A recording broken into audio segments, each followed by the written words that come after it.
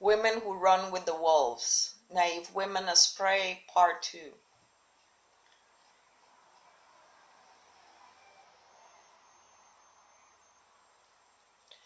The youngest sister in the story is not only naive about her own mental processes and totally ignorant about the murdering aspect of her own psyche, but is also able to be lured by pleasures of the ego. And why not? We all want everything to be wonderful. Every woman wants to sit upon the horse dressed in bells and go riding off through the boundless green and sensual forest. All humans want to attain earthly paradise here on earth. The problem is that ego desires to feel wonderful, but a yearn of the paradisical, when combined with naivete, makes us not feel but food for the predator.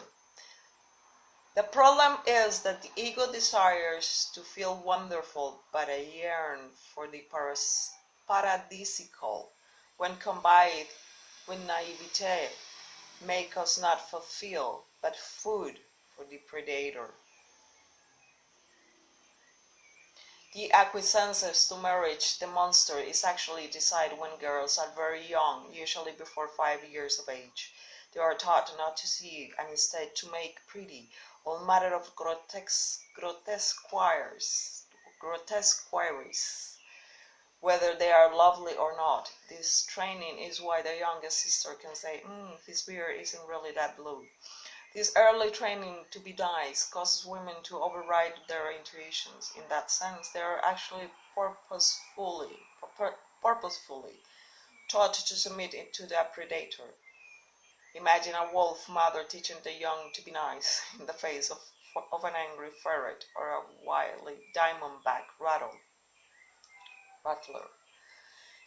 In the tale, even the mother colludes. She goes on the picnic, goes along for the ride. She doesn't say a word of caution to any of her daughters.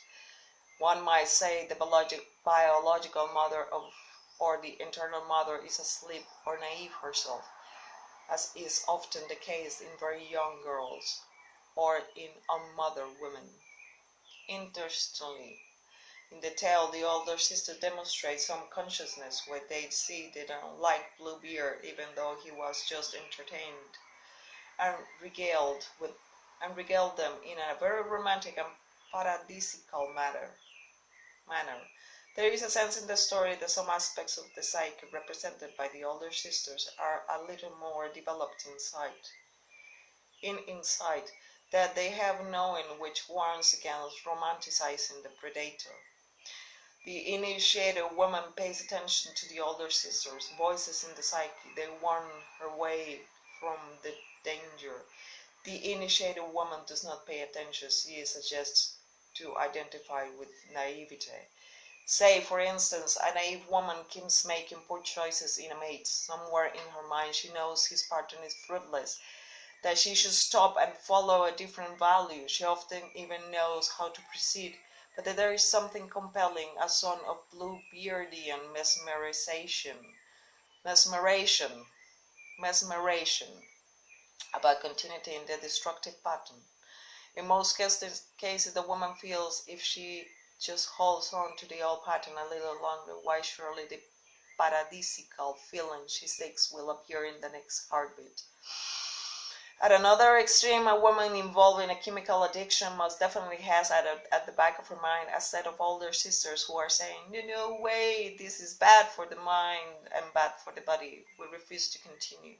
But the desire to find paradise draws the woman into the marriage to Bluebeard, the drug dealer of psychic highs. Whatever dilemma a woman finds herself in, the voices of the older sister in her psyche continue to urge her to consciousness, to be wise in her choices. They represent those voices in the back of the mind that whisper the truth that a woman might wish to avoid for the end of her fantasy of paradise found.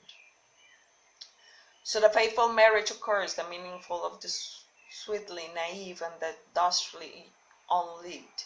When Bluebeard leaves on his journey, the young woman does not realize that even though she is exhorted to do anything she wishes, except that one thing, she is living less rather than living more. Many women have literally lived the Bluebeard tale. They marry what they are yet naive about predators, and they choose someone who is destructive to their life. They are determined to cure that person with love. They are in some way playing house. One could say they have spent so much time saying his beard isn't really so blue. Eventually, a woman thus captured will see her hopes for a decent life for herself and her children diminish more and more. This is to be hoped that she will finally open the door to the room where all destruction of her life lies.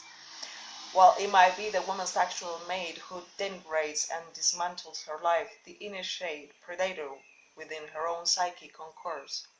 As long as a woman is forced into believing she is powerless and or is trained to not consciously register what she knows to be true, the feminine impulses and gifts of her psyche continue to be killed off. When the youthful spirit marriage the predator she is captured or restrained during a time in her life that was meant to be unfoldment. Instead of living freely, she begins to live safely. That is its full promise of the predator, is that the woman will become a queen in some way, when in fact her murder is being planned. Yes, her murder is being planned. There is a way out of all of this. One must have a key. Namaste.